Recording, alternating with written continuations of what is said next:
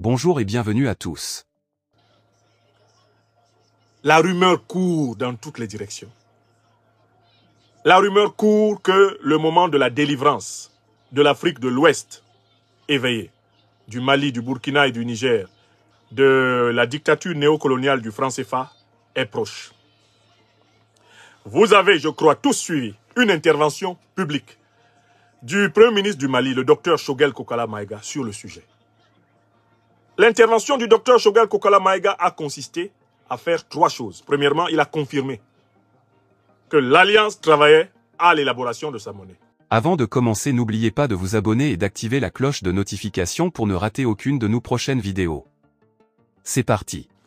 Deuxièmement, il a demandé de prendre très au sérieux ce dossier et de permettre aux experts des trois pays de maîtriser parfaitement les contours avant le passage à l'acte. Et il y a une troisième chose qu'il a faite, c'était de prévenir tout le monde qu'il n'y a aucune émancipation qui se fasse sans difficulté. Que la monnaie, ce n'est pas une baguette magique. C'est un outil de pilotage de l'économie, avec ses hauts et ses bas. Et qu'il fallait donc un travail pédagogique d'anticipation pour préparer les populations, les acteurs économiques, l'environnement à cette décision. Ces trois choses qu'a faites le Premier ministre Choguel Kokala Maïga ont donc confirmé que la mort du franc CFA n'est plus qu'une question de jours, du moins en Afrique de l'Ouest, puisque le franc CFA n'est pas une monnaie africaine, c'est la monnaie de la Banque de France. Le franc CFA rentrera chez ses propriétaires. D'accord? En tout cas, en Afrique de l'Ouest, du moins au Mali, au Burkina et au Niger, la mort du franc CFA n'est qu'une question de jours. Écrivez ça. Mais il faut permettre aux experts des trois pays, au gouvernement des trois pays, aux trois États, de bien maîtriser le processus, car la nouvelle monnaie lancée sera l'objet d'attentats financiers, d'attentats économiques. On aura même des situations comme celle que vécut la Guinée sous le président Sékou Touré. Ils vont fabriquer des faux billets pour noyer cette monnaie, provoquer une inflation artificielle. Ils vont tout faire. Donc, il faut avoir prévu systématiquement à toutes les formes d'attaques qui vont être formulées contre cette monnaie, des réponses anticipées. Laissons travailler les experts, nous a dit le Premier ministre Choguel Kokala Maïga. À partir du moment où il nous dit de laisser les experts travailler, c'est-à-dire que la question du franc CFA est soldée. Nos gouvernements de l'Alliance des États du Sahel ne sont plus à la question du franc CFA. Ça, c'est classé. Tout le monde sait que c'est une monnaie qui a été faite pour nous maintenir dans le sous-développement. C'est une monnaie qui est assortie d'une immense escroquerie de 50%, 100% des réserves de devises de 15 pays détenus par une banque centrale étrangère. Des crédits à l'économie accordés à des pays avec l'argent en surplus de certains pays africains qui est prêté aux pays africains qui sont en déficit. Une vraie foutaise. On prend ton propre argent, on te le prête avec intérêt. Et tu appelles ça aide au développement. Donc, à ce sixième niveau, ne vous en doutez pas, franc CFA à Bana Peu. Le franc CFA, c'est qu'une question de jour. Et si vous possédez du franc CFA en banque, n'ayez pas peur. Il sera converti. Vous aurez l'équivalent en monnaie sahélienne. N'ayez même pas peur, ne pissez pas dans vos frocs, il n'y a rien. Vous aurez l'équivalent de votre argent quand les techniciens, les experts auront mis en place le transfert. D'accord? Donc il ne faut même pas, d'autant plus que l'argent de l'Afrique doit servir à investir en Afrique. L'argent de l'Afrique doit servir aux transactions économiques africaines. Ce sont ceux qui veulent sortir l'argent en Afrique pour aller le cacher dans les paradis fiscaux, aux Bahamas, pour aller le cacher au Moyen-Orient, en Suisse. Ce sont eux qui paniquent parce que ce sont des voleurs. Ceux qui, possédant de l'argent en Afrique, veulent investir en Afrique, veulent vivre et faire vivre l'Afrique. Ils n'ont pas peur que leur argent soit en Afrique. Écrivez ça. Parce que de toutes les façons, c'est chez eux. Tu montes, tu descends, c'est chez toi. Tu peux avoir tout l'argent que tu veux partout dans le monde. Ça n'a aucune valeur si tu n'as pas quelque chose chez toi. Ou bien, puisque ce qui est chez les autres, là, ils peuvent arracher ça. Vous avez bien vu ce qui s'est passé de 2022 à maintenant, vous avez vu le nombre de gens à qui on a arraché leurs biens? Sur la base de sanctions farfelues, on attrape ton bateau. On ferme tes comptes bancaires. On arrache ta maison. On fait ceci. Mais on fait ça où? Toujours à l'étranger. Pas chez toi. Et quand on te fait ça chez toi, c'est parce que ton pays est contrôlé par les étrangers. Comme la Côte d'Ivoire, contrôlée par Ouattara Draman, pour le néocolonialisme français et l'impérialisme occidental. C'est pour ça qu'il arrache les biens des gens en Côte d'Ivoire. Parce que si il savait que lui, Ouattara, et toute sa famille, là, leur avenir, d'une manière ou d'une autre, se joue en Afrique, s'il le savait, il n'arracherait pas les biens des gens en Côte d'Ivoire. C'est parce qu'il est prêt, à la première occasion, à sauter dans un hélico, sauter au 43e Bima, fuir pour venir se cacher à Mougins, qu'il arrache les biens des gens facilement. Vous comprenez? Quand tu sais que tu as pris fait et cause pour ton peuple, que ton avenir est avec ton peuple, quand tu sais que ton devoir est de servir ton peuple, tu ne peux pas t'amuser à la servir. Parce que quand tu ne seras pas au pouvoir, où est-ce que tu vas vivre? Où est-ce que tes enfants vont vivre? Ce n'est pas dans ce peuple-là. Bien traiter les gens aujourd'hui, c'est en réalité une épargne pour les générations futures de tes descendants. Toi qui exerces le pouvoir aujourd'hui en Afrique, si tu te comportes bien envers les peuples africains, sache que c'est parce que tu veux protéger les tiens. Ton bon comportement au pouvoir, c'est la garantie de la paix pour tes descendants sur le sol africain. Ton mauvais comportement au pouvoir, c'est une malédiction que tu transmets aux tiens sur le sol africain. Et c'est ainsi partout. Le mal que vous faites, d'une manière ou d'une autre, il vous retombe dessus. De génération en génération. Vous comprenez? Voilà pourquoi les Africains qui possèdent des moyens en Afrique, s'il vous plaît, n'ayez pas peur. Investissons en Afrique. Parce que de toutes les façons, si on investit là-bas, ça va aider l'Afrique.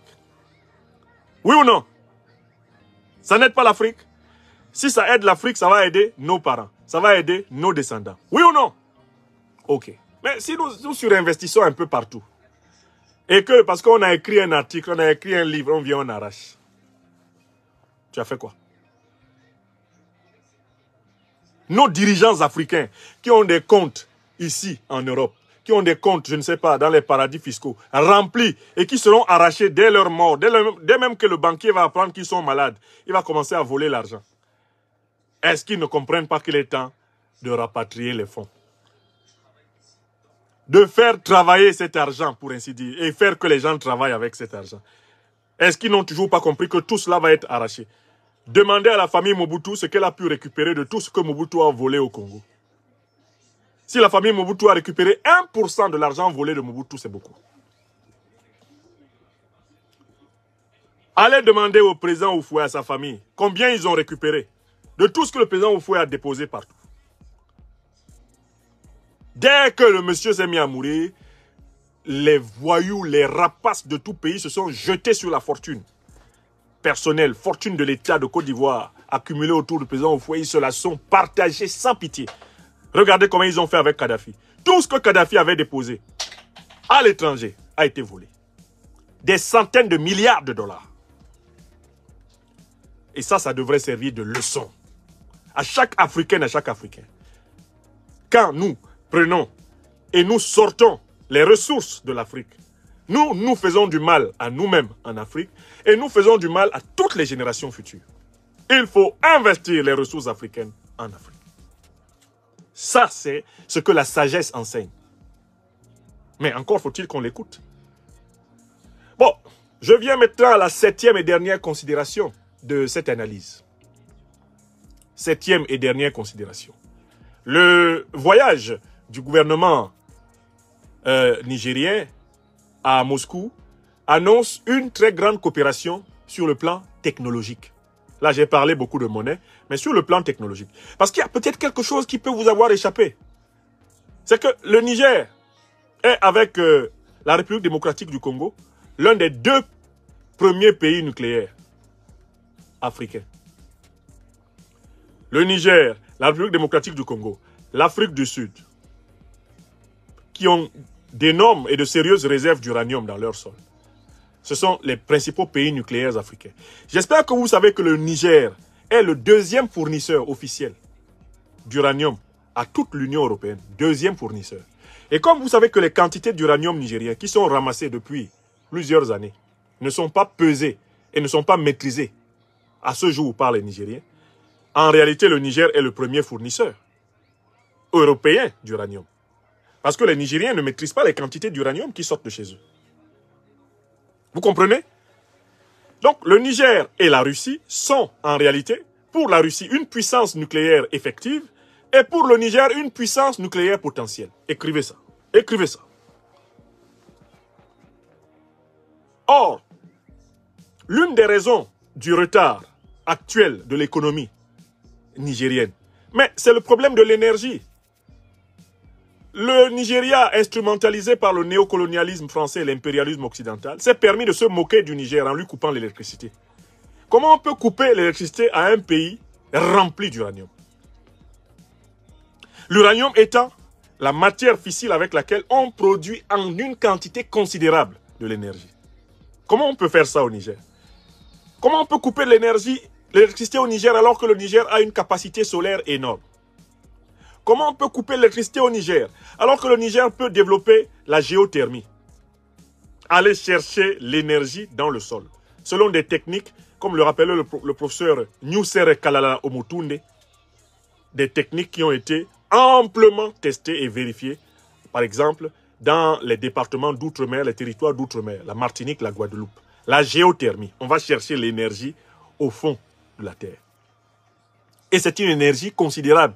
C'est une énergie intarissable. Le Niger a des possibilités géothermiques. Le Niger a des possibilités d'énergie solaire. Le Niger est un grand détenteur du minerai nucléaire de l'uranium. La Russie est aujourd'hui l'une des plus grandes puissances nucléaires. Et c'est même la plus grande puissance nucléaire du monde. Parce qu'elle a le plus grand nombre d'ogives nucléaires de la planète. Alors, sans parler du nucléaire militaire, au minimum, la Russie peut aider en un temps record le Niger à devenir une puissance nucléaire civile. C'est-à-dire à avoir tellement d'électricité que le Nigeria va se mettre à supplier le Niger. Est-ce que vous savez que le Niger, que vous voyez là, aura tellement de courant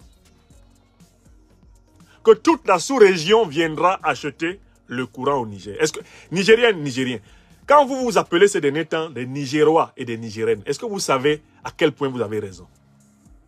Est-ce que les gens savent même ce que vous avez, ce que Dieu vous a donné?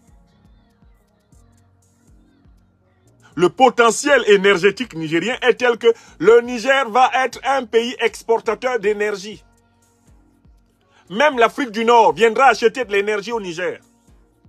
Parce que le Niger possède le combustible qui fournit toute l'Union européenne, qui fournit la France.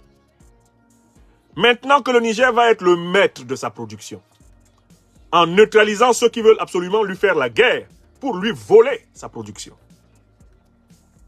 Les Nigériens et les Nigériennes, qui s'appellent maintenant les Nigérois et les Nigériennes, auront donc la lumière, non seulement pour eux, mais ils en auront à revendre. Et l'Alliance des États du Sahel sera la partie la plus éclairée de l'Afrique. Donc, il est de la plus grande urgence, et c'est un 7e enjeu, que ce transfert de technologie ait lieu dans le domaine de l'énergie. Et là-dessus, il y a eu déjà des accords, des conventions qui ont été passées avec le Mali et le Burkina. Les mêmes conventions seront sans doute passées avec le Niger. Il y a enfin le domaine des télécommunications et l'autonomisation de l'Alliance des États du Sahel par rapport à la circulation satellitaire de l'information, un Internet sahélien. Ça, la Russie le fait en un temps record. C'est la Russie qui a permis à l'Angola de posséder son propre satellite d'information. Je crois que l'Angola en a même maintenant 2. Donc les 3 grandes puissances alliées dans la Confédération et bientôt la Fédération sahélienne ont intérêt à mutualiser leurs efforts pour sécuriser le nucléaire civil, sécuriser les télécommunications et très rapidement s'autonomiser des grands moteurs de télécommunications et notamment de la dépendance satellitaire, même envers la Russie, la dépendance satellitaire envers l'Occident, et ainsi complètement s'autonomiser sur le plan du contrôle de l'information. un Internet sahélien arrive. Un web sahélien arrive. Qui sera indépendant du web occidental, du web chinois, du web russe, du web américain. Bref, un web entièrement contrôlé par des administrations africaines.